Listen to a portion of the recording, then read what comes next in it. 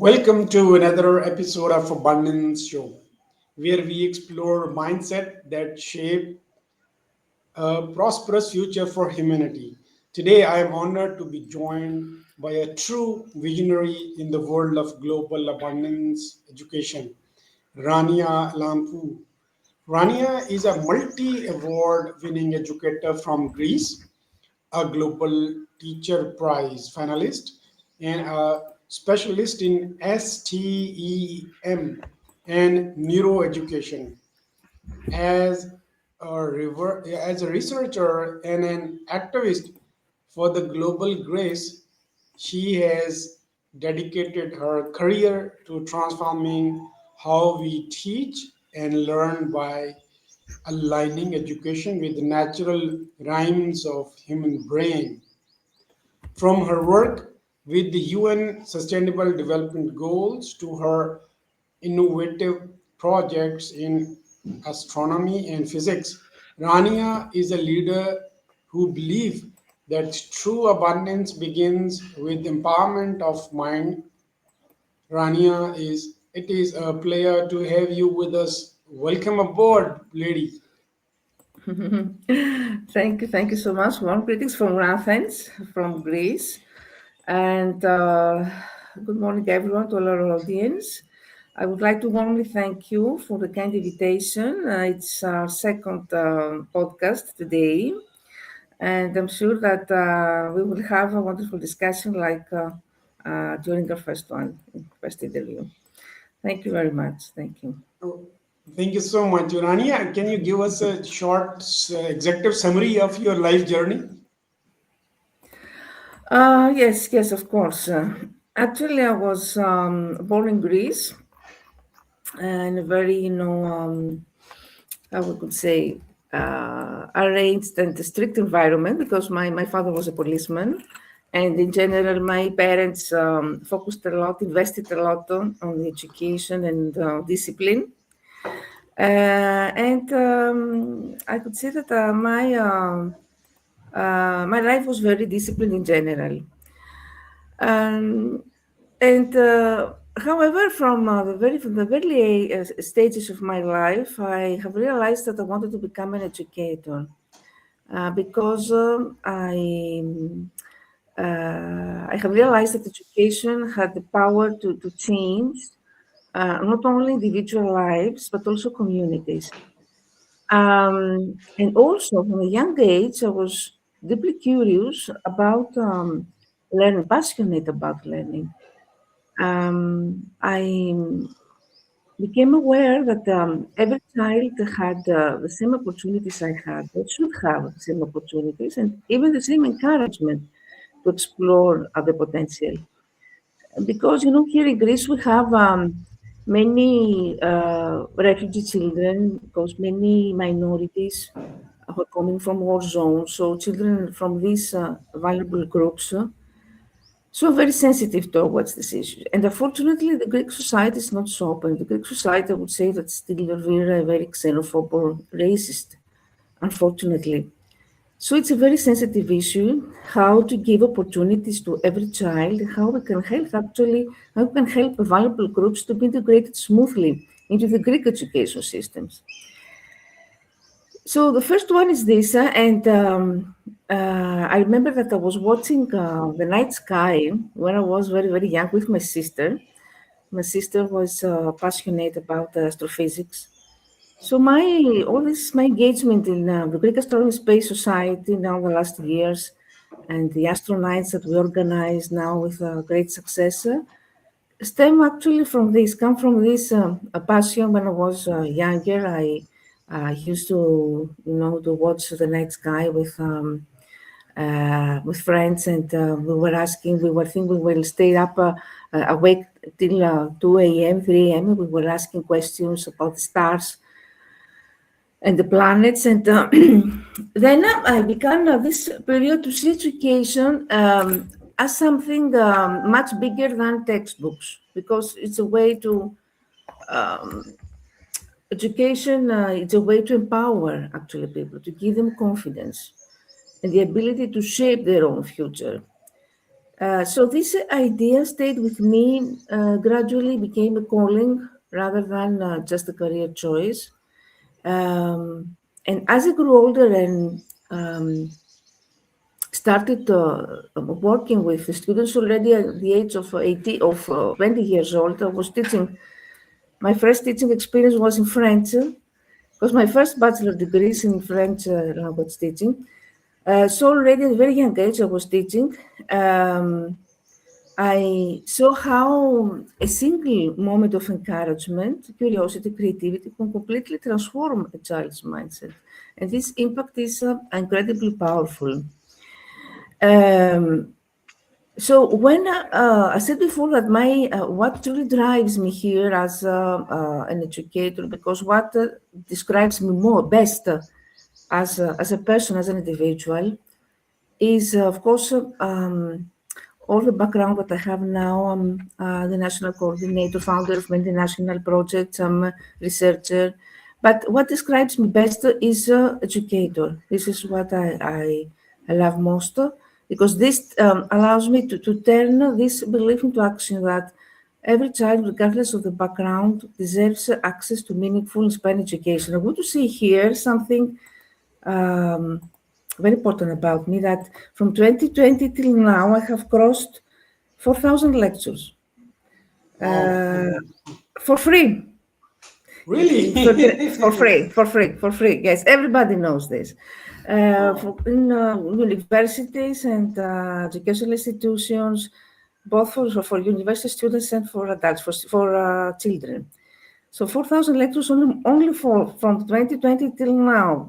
Before 2020, of course, I had another teaching experiences here in Greece. Apart from my work in the ministry, apart from my work in the public schools here, I'm only talking about virtual sessions.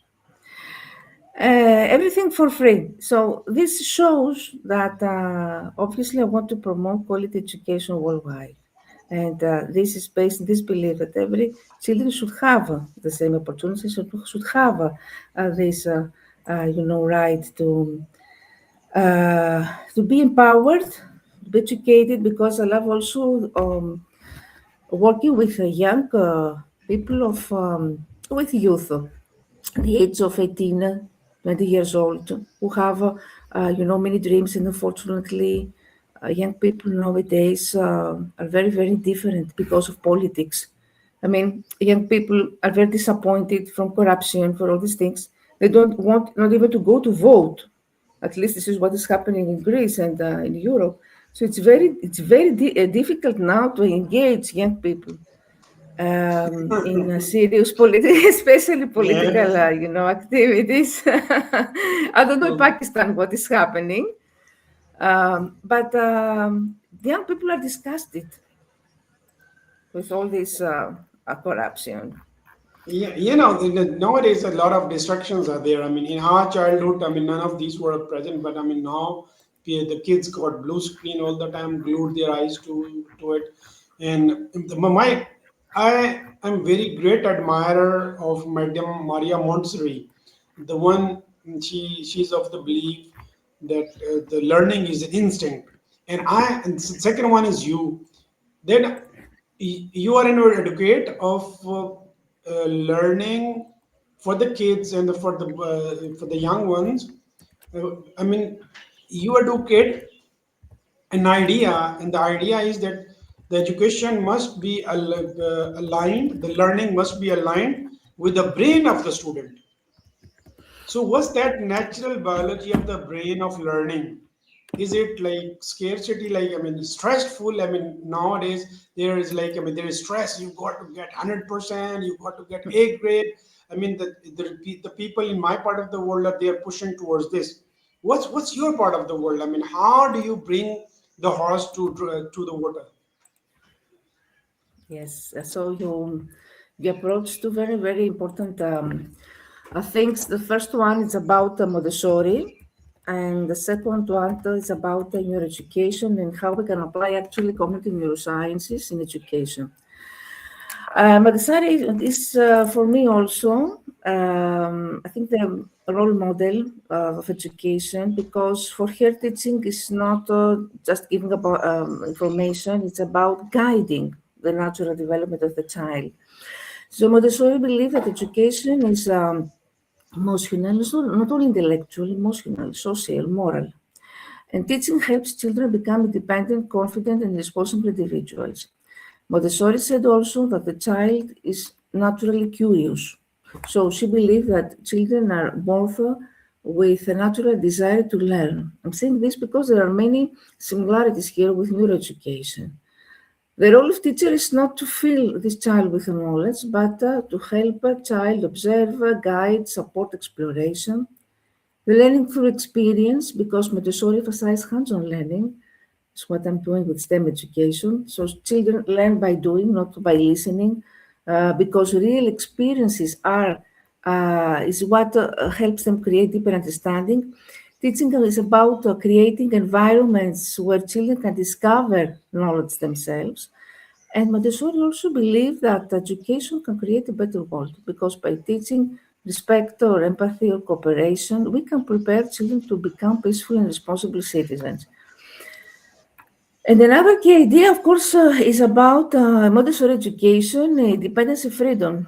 The motto, the quote phrase, popular phrase is help me to do it myself.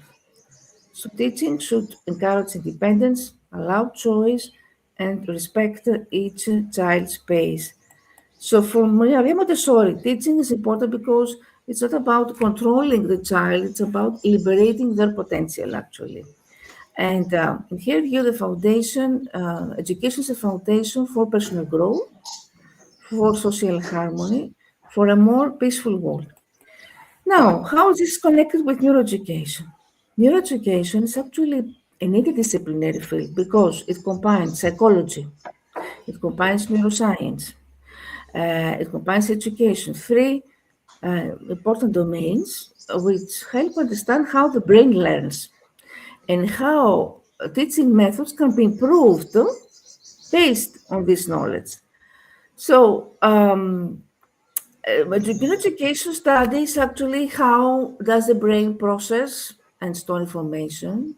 What role do emotions play in learning? Because emotions are very, very underestimated in neuroscience until the decade of 80s. There was no chapter like this. I mean, emotions were not accepted in neuroscience. So it's very, very recently, with the works of Dr. Amandone Damasio, we have Harry Gardner, who talked also about, he's the founder of multiple intelligence. So very, very recently, in the last decades, we have the emergence of the role of emotions in learning. At the same time, neuroeducation says how we can improve attention, memory, motivation, because attention, memory, motivation actually affect a lot academic performance. And you know that the biggest problem now for educators is to retain the attention of students. It's very hard to retain the attention of students for more than 2 minutes. You mentioned about distractions before. Students nowadays are, stuck with their mobile. Um, Recent studies from PISA. PISA is international competition which evaluates the academic performance of students worldwide, showed, especially after the COVID pandemic, very low performances in all countries, not only in my country, Greece. And the experts of PISA say that the reason for this is that students are very distracted during the lesson. They cannot focus on what the teacher says. So students are actually have formed already this mindset of distraction. So to keep them on alert during the lesson for 10 minutes, it's very, very difficult. And neuroscience also explores what is happening in the brain during reading, during mathematics, during problem solving. So, cognitive psychology is how we think, how we remember, we solve problems. Remember that there is the biggest achievement of neuroeducation, the biggest discovery is what we call neuroplasticity, that the brain can change and adapt neurons. All the times we have the creation of new neurons, even in adult age. This means that we can learn during our death, during the time until the time that we will die. And why this matters in education? Because this can help us design lessons that are aligned with how the brain naturally learns. The role of emotional said before. Why it is important? When we give strong emotional stimuli to children, then neuroscience says that, and the experience also says that the new information is better stored in what we call short-term and long-term memory. So we can recall this new information better later. So this is the role of emotion. Give a strong emotional stimuli to destabilize the senses somehow of the students and help them store the new information better in the what we call hippocampus. Hippocampus is a region in the brain which is responsible for the memory.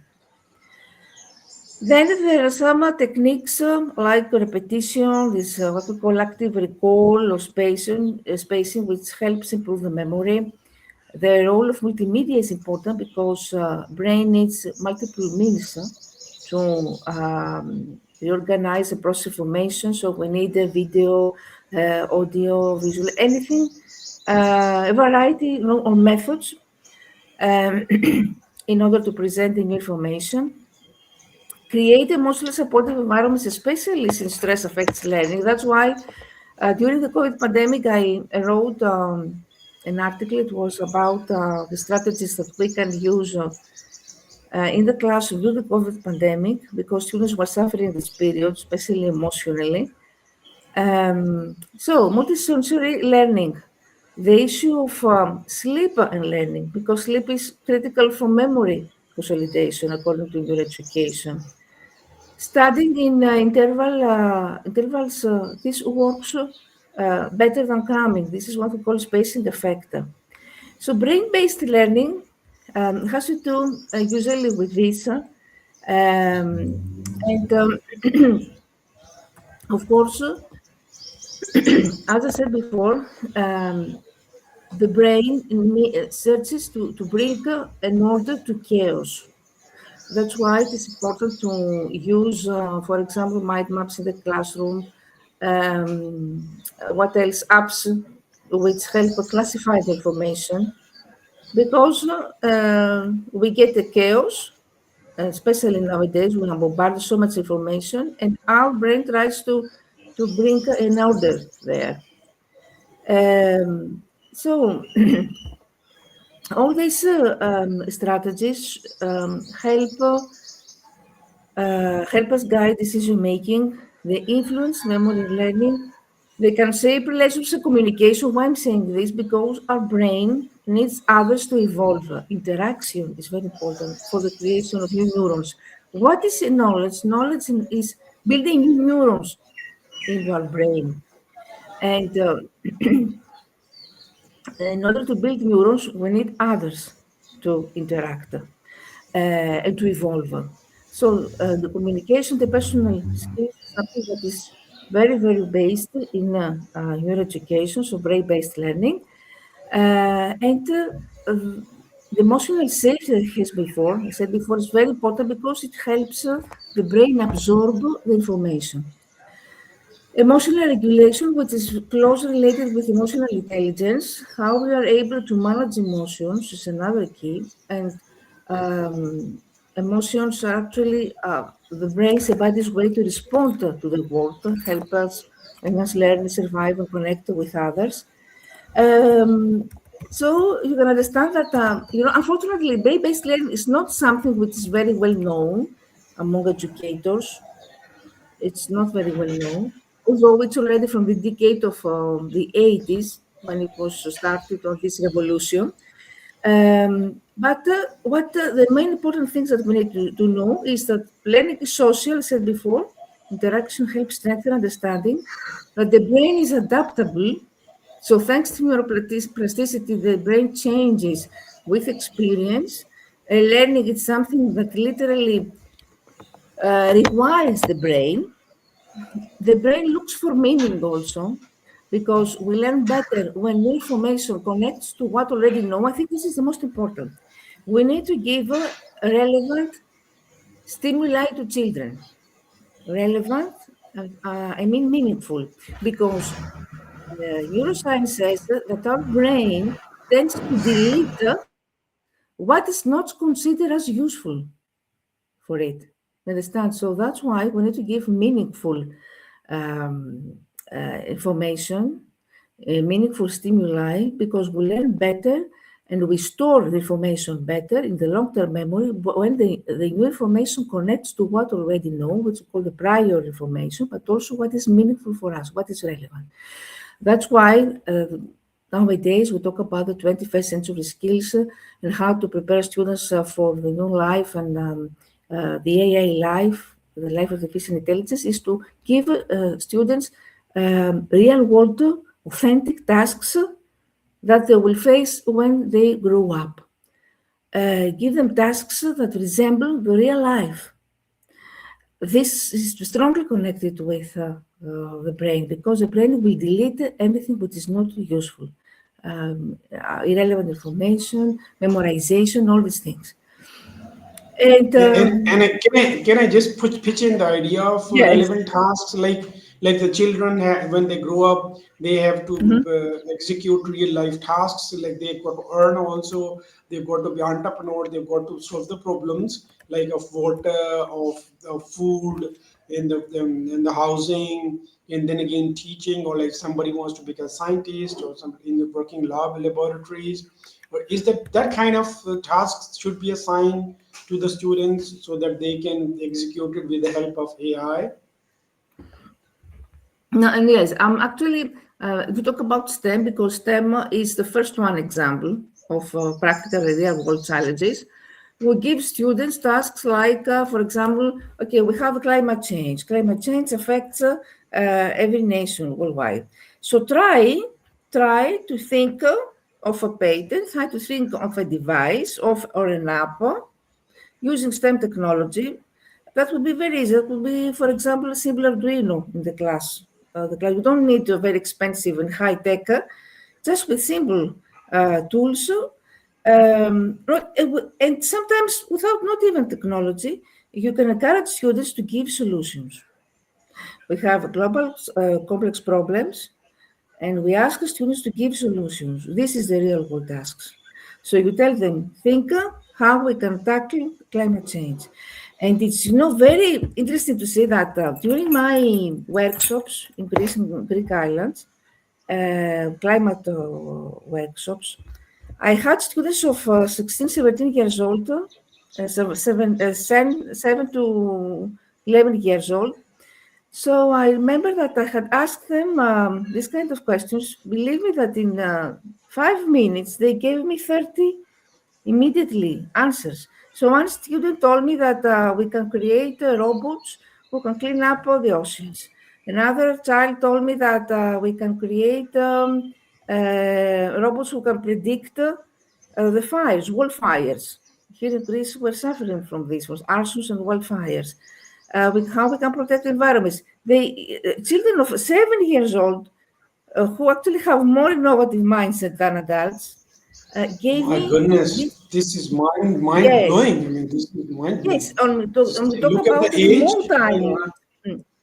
Look at the Poor age, students on and remote islands.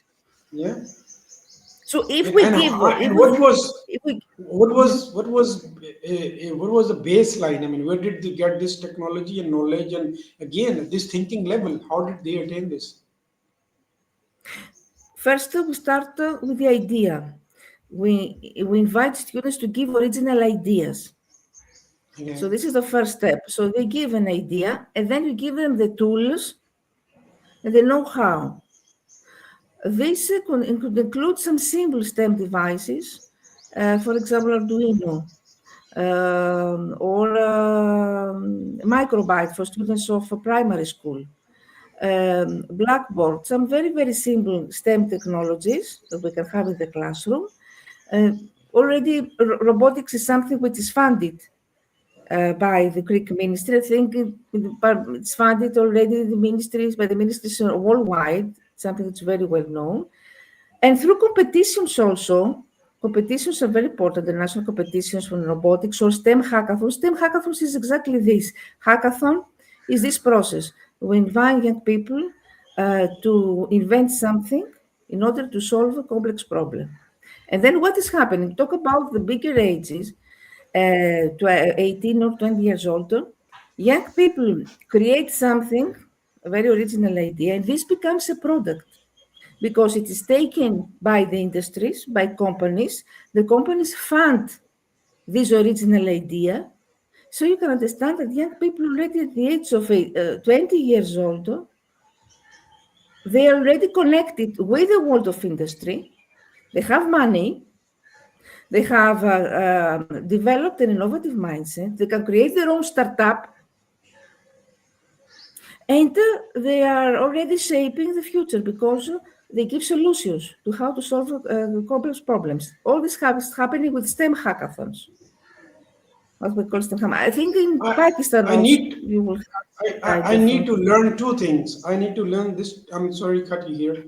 One Mhm. is, can the kids from all around the globe can join this hackathon that you are doing there in Greece? One, There are and second, initiatives. if there are already startups there, I mean, can I get some link? Can I talk to them, and then I can replicate the prototypes here in my country also. Can I get these kids connected to you also from my country? Three things Of to ask. course, this is happening in every country. There are initiatives, whether by NGOs, whether by the government. In every country, there are STEM hackathons which are organized. And of course, there are websites where you can find their prototypes. And of course, prototypes means replication. Otherwise, there is no meaning to create a prototype. Prototype means that the other people can replicate, they can apply the same or similar thing. So this is the first one. Yes, of course, you can find, I can help you find this kind of projects. An example, for example, a mobile app to track pollution or a health monitoring wearable devices that the students can create. Math learning game for students or a robot that sorts recycling. So we have different types of STEM hackathons, whether that we can have coding hackathons, where students can create AI software apps. We have engineering hackathons, another type, where students can create hardware or robots. We have science challenges where they have to give original research ideas and experiments. And we have also social impact hackathons where they have to solve real world problems. All these university school-based hackathons, we have a NASA Space App Challenge, Major League Hacking events. It is very important because they build real projects for their portfolio.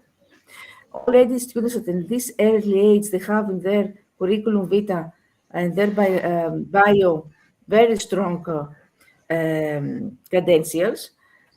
Another benefit is that they learn new technologies quickly and they meet like-minded people. They are connected with the world of industry, as I said before, so they have an income.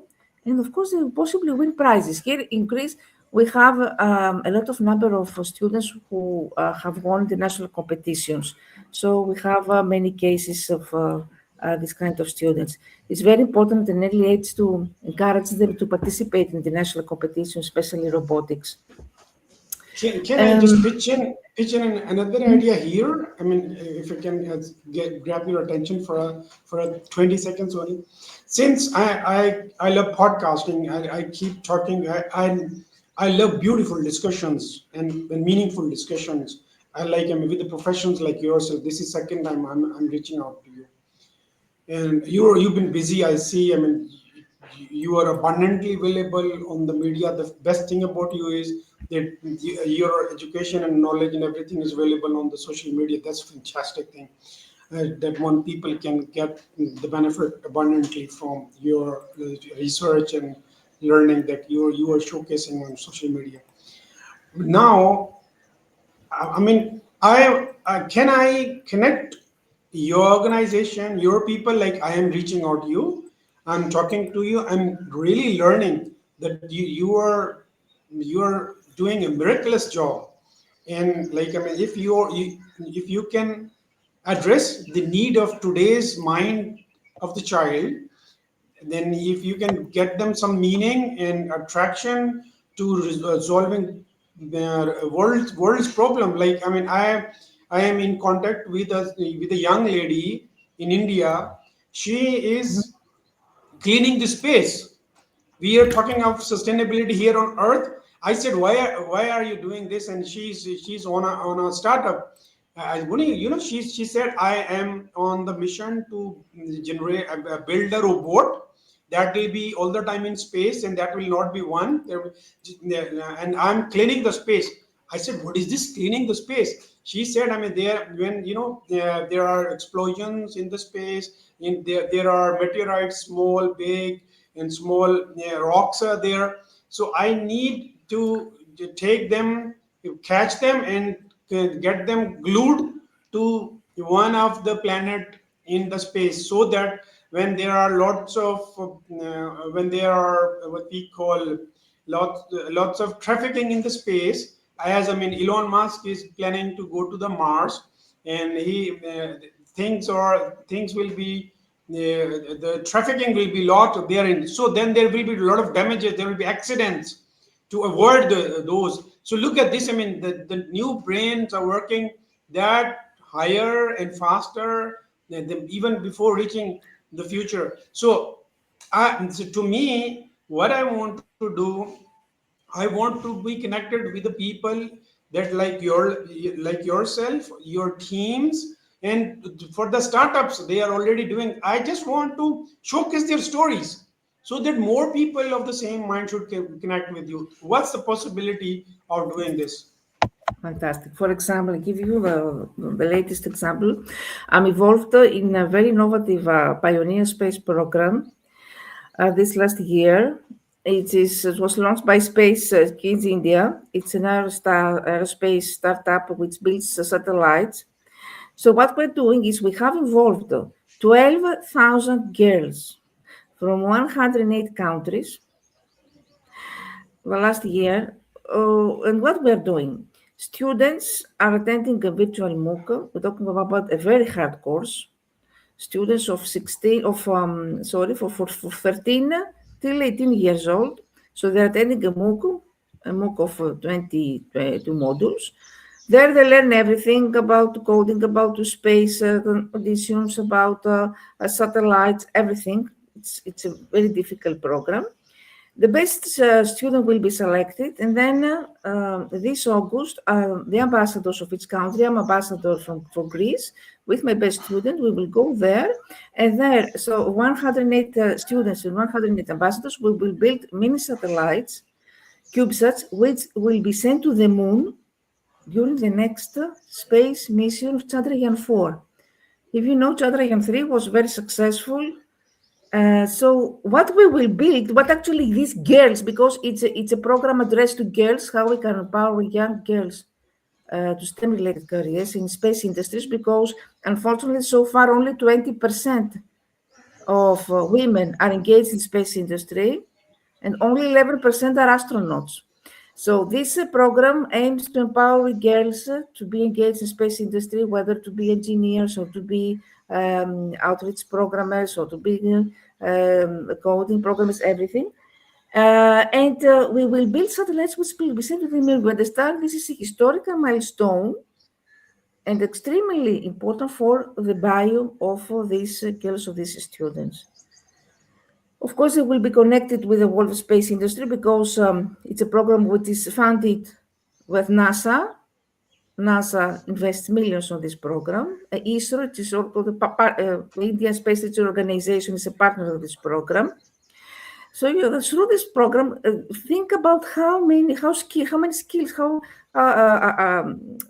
how all these things that are developed among young girls. First, the imagination, the creativity, the innovative mindset, then the skills how to proceed, how to build satellites, and why building satellites is something crucial for humans. Now, how we can advance space knowledge. How we can contribute already at this age. So the first thing that we need to do for young children is motivation, especially girls. Girls don't feel motivated. And unfortunately, what I want to share here with you is that the number of girls is stable in these fields, in some fields is decreasing. Here we have the Eurydice. Eurydice is in Europe an organization which examines the educational systems in European countries. So the recent numbers show that in some cases, for example, in manufacturing engineering, the numbers of girls who enroll in these subjects is stable, and in some cases in ICT, it's falling dramatically. So, for example, my country fell by 10%. So it's paradoxal, and we say, how is this happening? Europe invests so much in STEM. We organize so many competitions, so many programs, funding programs. We invest a lot of money on this, and still the number of women who enroll in these fields is decreasing or is stable. So the experts say that still there are stereotypes still and until now about women, and that girls are facing a lot of they don't feel confident when they have to do with this kind of field. It's what we call leaky pipeline phenomenon. What is leaky pipeline phenomenon? That girls enroll in the first year of ICT, but then don't manage to get a degree because during these 4 years of studies, they will face a lot of problems. And in general, the world of science is hostile towards women still.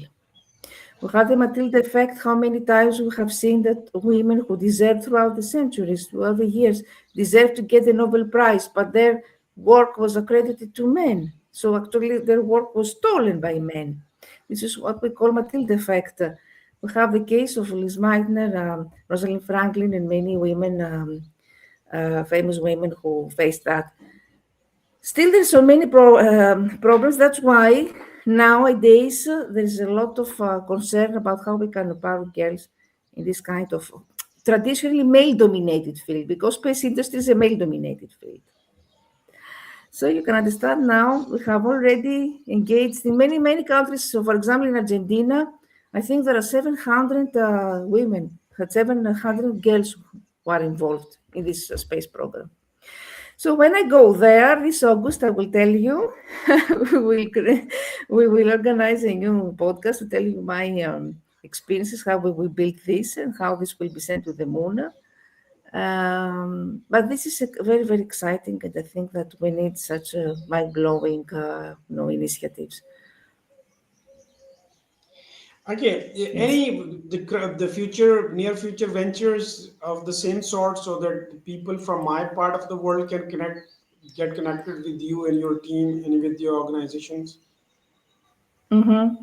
Yes, of course, we'll be in contact. And I'm organizing also, I'm collaborating with the Greek Astronomy Space Society here, space company. We're organizing international programs. So, yes, we will be in contact. And what I said before, the first thing is to motivate students, for example, children from Pakistan, for example, in Pakistan, motivate them through specific programs that can actually inspire them and encourage them to move forward with these technologies. I don't know As if I think AI is already there in Pakistan, right? For example, AI. Yeah, it is. What is it's already? I mean, for this is a global phenomenon. So this is working on people in Pakistan. They the things are changing very fast in this part of the world also. As long as you're concerned about the copyrights, the work stolen, the intelligence stolen from the Mhm. ladies by the men. So there is copywriting now. I mean, I would say any person working on any idea should go for patent rights. And I know a couple of ladies who are working for working only for patent rights. So if any of the person that you come across working on certain idea, I can get them with the professionals so that their work doesn't get stolen. One, and secondly, I want to really assure you and I want to appraise you about Pakistan. In my part of the world, when we were kids, we were the winners. I mean, as male part of the society, and I remember in our childhood when we were young, these were the male students who were getting first, second, third positions, winning the boards and picking up the trophies. But as we grow, like I mean, I would say like in the late 90s, the girls took over.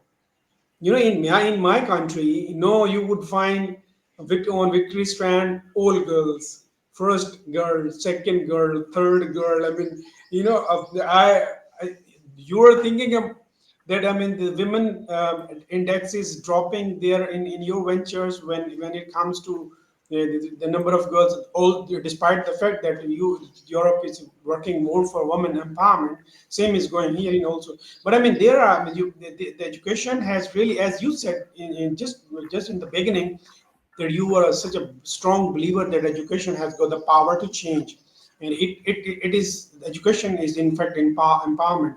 So here, education has changed, but the context now is the connectivity. I am strong believer that, as you said earlier, that it's about uh, being part of the show. It's being part of the activity. More we are actively involved in the activities, what is going on. But generally, these things, my part of the world feels disconnected. We feel that we are left behind. So it's you, just because you got 4,000 lectures for free. This is amazing. I mean, I'm meeting a first person in my life who has given 4,000 lectures. I mean, I'm such a legendary educator you are. And I mean, whosoever has achieved anything in one's life is just one of the strongest role is from teachers. And I really salute you as a student, as your friend of yours, as an acquaintance of yours. Honestly, that's such a huge. I want. I keep exploring the venues and opportunities that my how can I get connected, and how can I join the race? How can my part of the world, Pakistan especially, join the race of what is happening in Europe for empowerment, for space activities? You would find thousands of the girls from Pakistan eager to go to space, eager to be part of the special activities, eager to contribute not only knowledge, but they can contribute their entire life. Here is hunger, is appetite for the knowledge and for empowerment. Back to you. Yes, fantastic, fantastic. So I think that we need to join hands in international projects, like the one I mentioned before. We have engaged over 108 countries, and organize something jointly, maybe. Because, for example, European programs, unfortunately, are addressed only to European countries.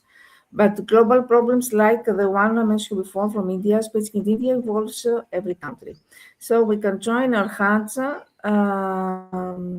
in the national programs, and maybe we can design something together, NGOs or organizations from there. For example, your organization, Abundance Wala, can Yeah, be in charge in co-designing the program according to the needs of Pakistani girls also. We have first to note down their needs, what they want to learn, what they want to explore, and then we can co-design and organize a program according to their needs and move forward. I think that would be the best idea. Locally adapted that's and globally yeah. applied. Mm. Generally, over here is the economic problems. Any ventures that enable these female young students from villages and far-flung areas who can earn, and then also they can learn, and they can be part of what is happening globally. So I am connected with educational institutions, and I also come from an alumni, which is Mm. amazing. The students of my alumni, they are present globally. So we've already got the network. No, we need to get these opportunities connected to these young brains. So that's another way of paying back to the society that we have already got a lot from. So any venture that you can assign me, I can get it connected with different organizations, and I believe that there will lots of value be generated through this. Back to you. Yes, yes, of course. But you said it's all these things are for free. I mean, the program I mentioned before it's open and free for girls to attend the virtual MOOC, and then we will go to India. Everything will be paid. We won't pay anything. All the expenses for 10 days, the training will be offered for free by India Space Research Organization, Space Kids India. So they don't have to be afraid of the cost, because nowadays there are so many free opportunities for children. So yes, we can focus on free education, how we can empower them.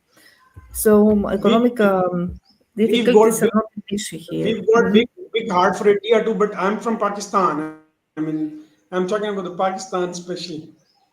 Yes, yes, that's why I'm talking about Pakistan, that these programs, international programs, are designed in order to cover the needs of every student. They are free for free. So even students, Pakistani students who don't have, the economic background, they can attend for free the sessions, and then the best student is selected to go there. Everything will be covered for free. This is what I mean, that they don't need to go to expensive schools or to spend money or anything. These kind of programs are offered for free usually in the national programs. So this there is no barrier when we talk about finances here.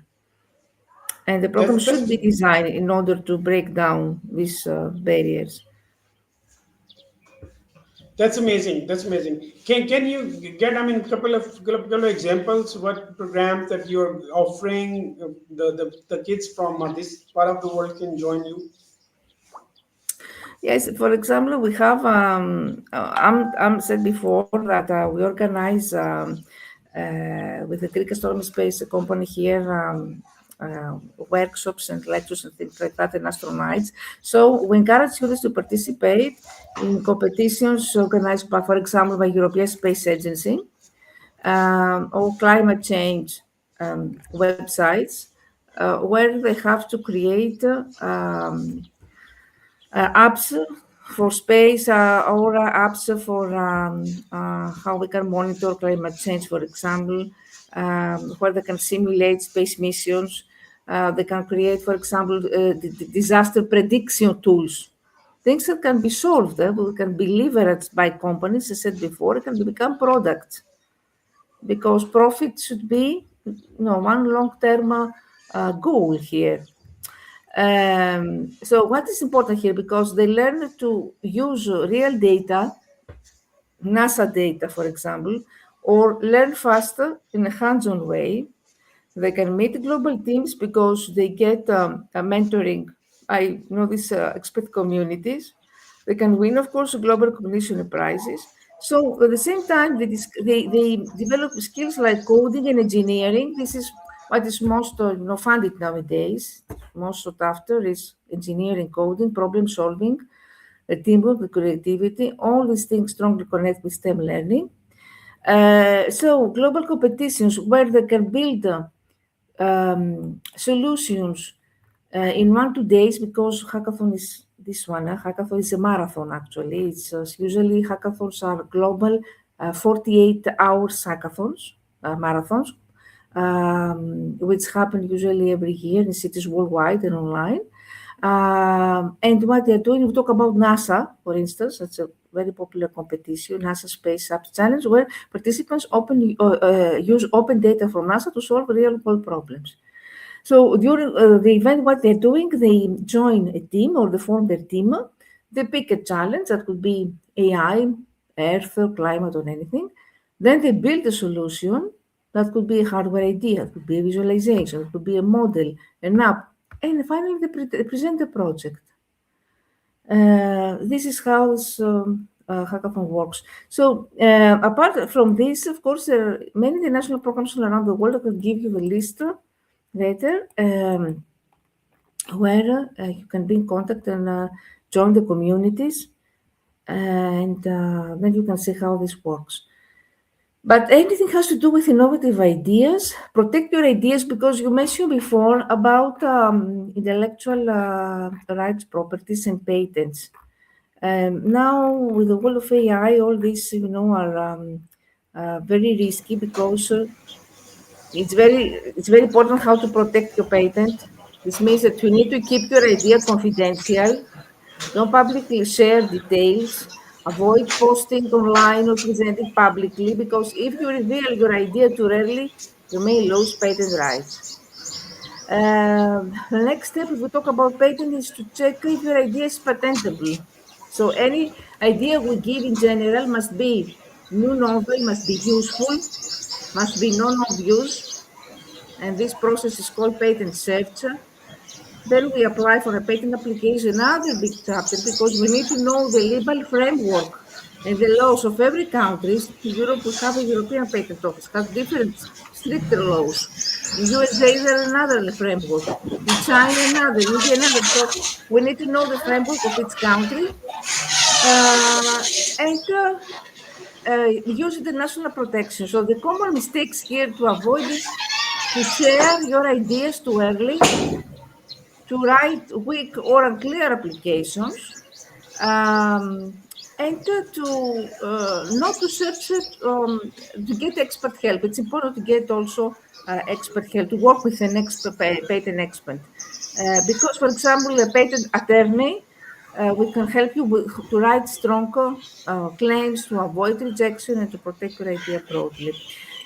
Uh, Nowadays, we have seen how in India, in China, USA, there is a boom with patents. Although in Europe, we don't have this thing. I mean, it's not very well developed because we have unfriendly regulatory frameworks, strict regulatory frameworks, which are not attractive to young researchers. And not only this, there are not so many opportunities for financing, for commercialization.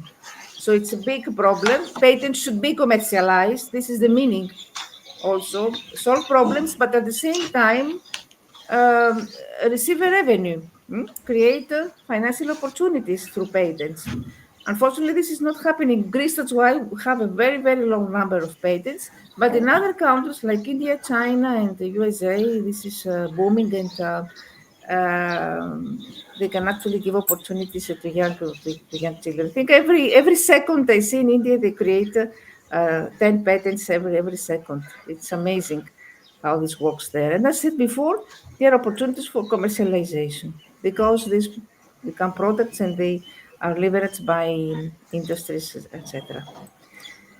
Recently, I collaborated with Uttarakhand. It's a state in India. We organized this kind of STEM hackathon. We had students who submitted over 200 ideas.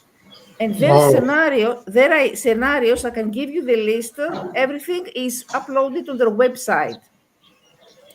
All Wow. these ideas, That's these amazing. scripts are Can uploaded on the you? websites. I can Yeah. see, give you this, they can upload every script of these students, awarded and not awarded, but all the scripts are there.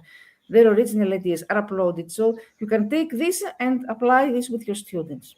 This Yeah, is the meaning that's of what that's what education. I mean. I have been looking, and Yes. I mean that's generally that's the best part of this conversation. That at least I mean we are on some overlooping situation that where we can just collaborate. I can just get this prototype from you, and I can Mm-hmm. implement in my country just because since we are almost got the similar kind of problems and opportunities and challenges and everything in India and Pakistan is people are same, minds are same, the culture is almost similar, and then the intellect is also similar. So that can really be implemented as you've done that in India. So Mm-hmm. if that can be provided, that will be amazing. That will be a huge big Yes. Yes. contribution to mankind. I will send you immediately, right away, the link of. Mm. I'm collaborating there. I'm reviewer. Now we organizing a design innovative thinking course, a MOOC for students and teachers, which will be open, and so I will send you the links. And how about the the use of AI, as you said earlier too, that you are giving, you're training young brains to solve the real world Mhm. problems. And how are you getting them connected with AI? Just because when we were kids, our teachers were there, they were the main source of education and knowledge. They were teachers. Now it's the AI.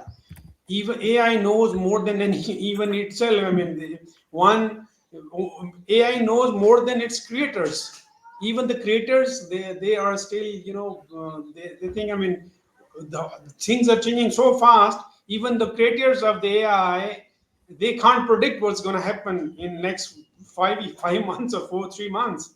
It's not about years. So Mhm. now, don't we need facilitators instead of teachers or advisors? Just because now this portion of knowledge has gone to AI, and how's the shift, how's the paradigm shift to handle? I mean, since being legendary teacher, and you've been awarded more than 100 awards in global awards, and you've been nominated as the best contributor towards neuroeducation, and then you are probably one of the most right person to ask this question: how this paradigm shift? Because just because, as men, we are inertia and we love inertia, we don't want to change. Whosoever I am not open to new ideas generally. But how, that's the challenge. How would you change the teacher's mind now? Yes. Already, AI is revolutionizing every sector. Not only in education, it's transforming how we approach problems.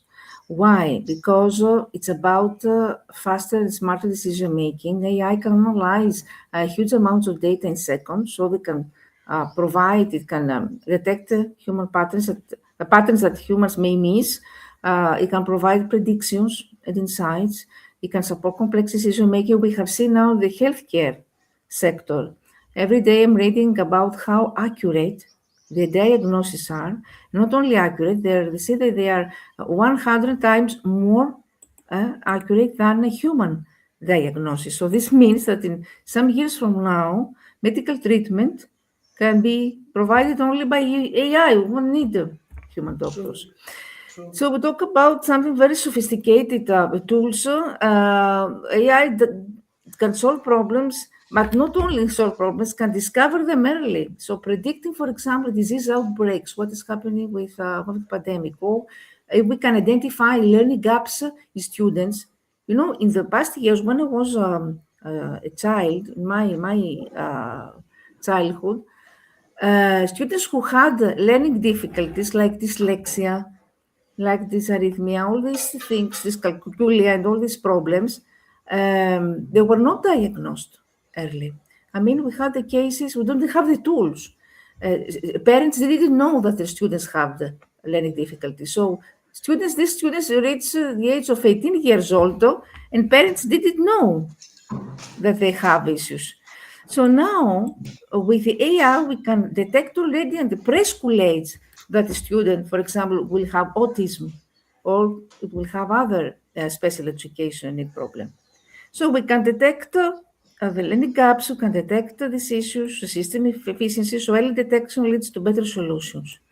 And also, we can talk about human creativity because we can use this, if we use properly these tools in the classroom, for brainstorming, for generating, for creating ideas, for solving problems. For example, if we use AI for data modeling for prediction, so for climate change, or we talk about the food prediction, for smart agriculture, for disaster management.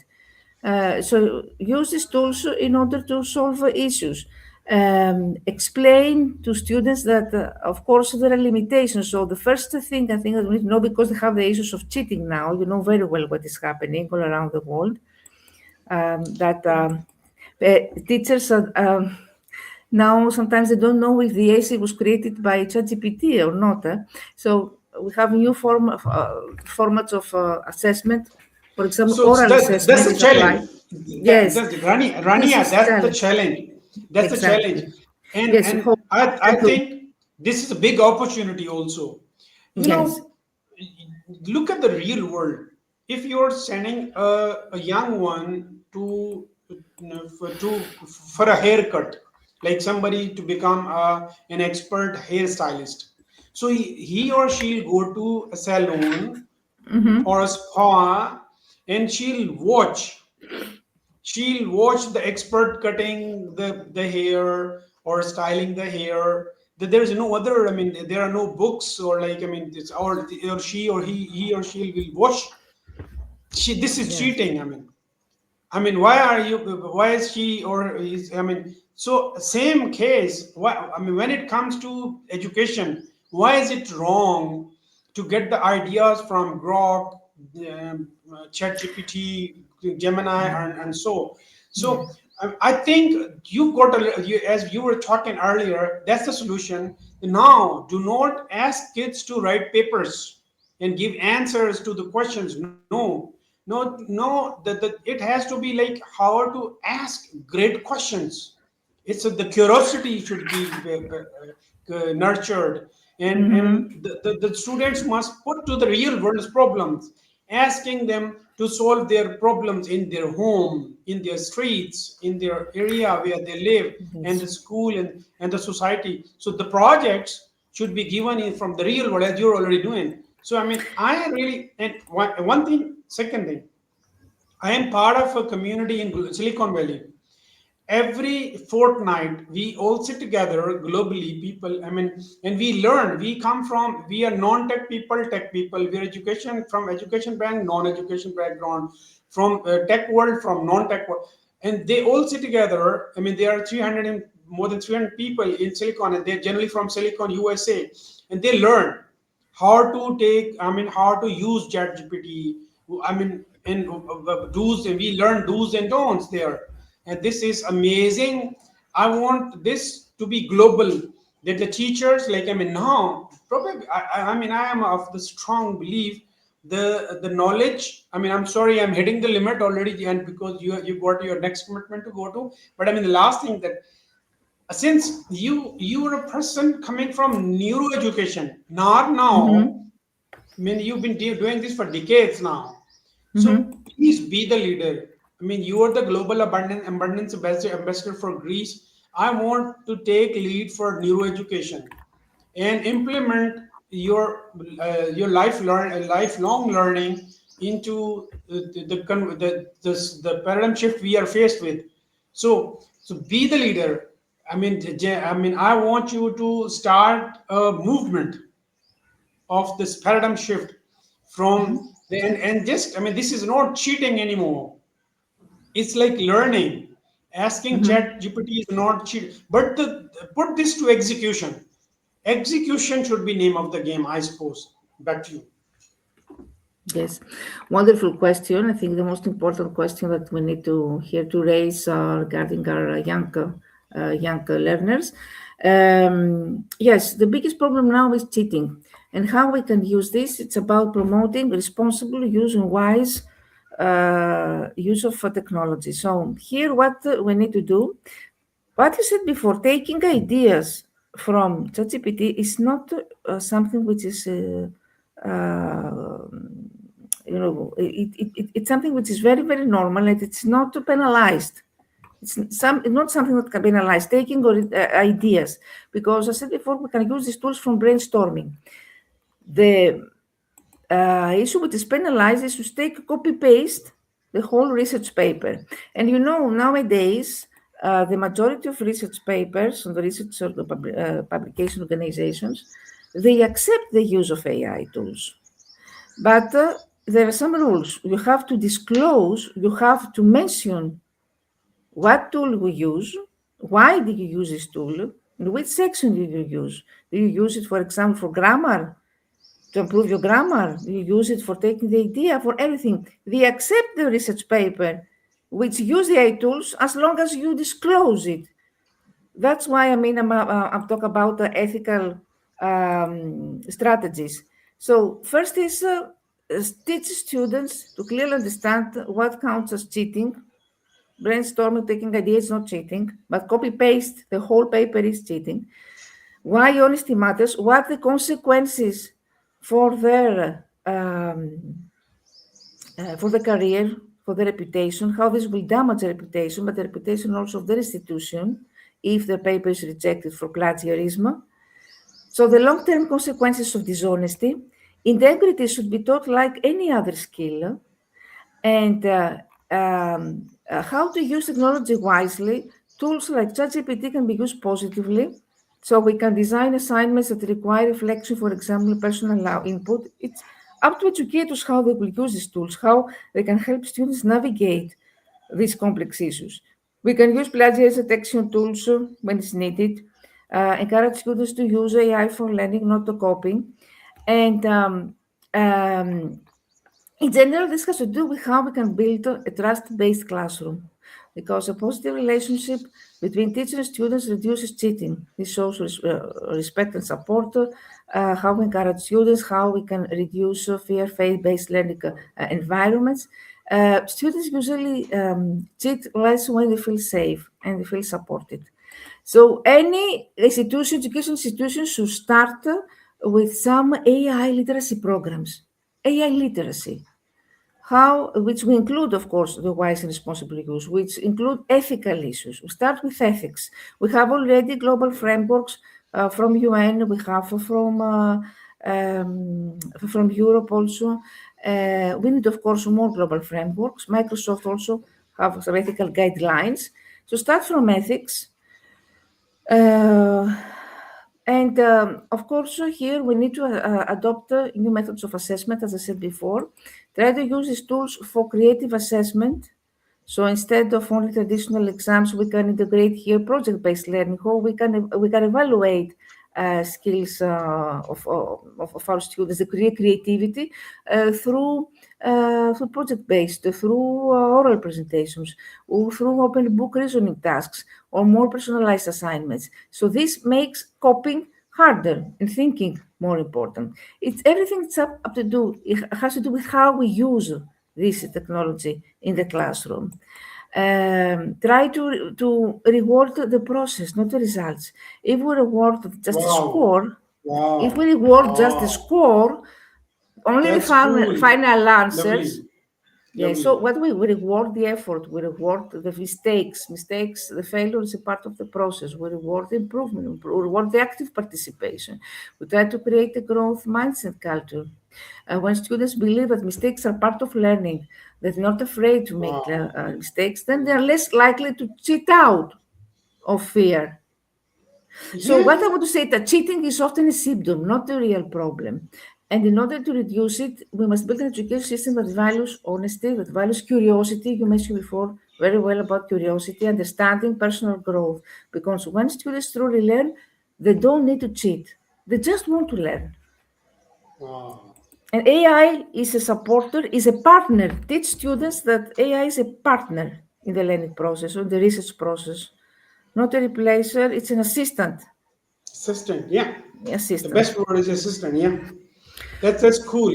That's, I mean, today's, I mean, I mean, I really don't want to end this discussion, but I mean, I'm fearful of your next commitment. This is so amazing, Rania. It has always been educational talking to you. I mean, I really the word thanks is so small when it comes to thanking you. I mean, please accept my heartfelt gratitude. Like, I mean, as you said, integrity must be Yeah. another skill. I mean, it should be taught Mhm. as a skill. Like, and in Japan, people do that, and the look at the generations and the look at the nation, that's amazing. So that the most integrity the integrity in Japan is amazing. And in even in Sri Lanka, being a small country, and in their canteens, in their schools canteen, there is no vendor, there's no shopkeeper.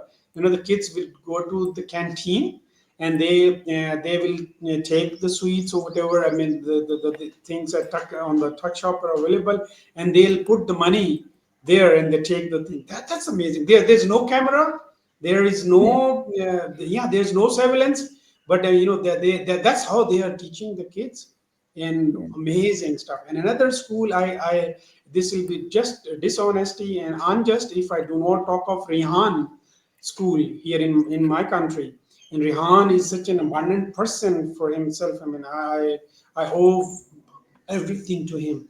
Whatever I'm talking to you, or like he's the person has kickstart world's first AI powered school.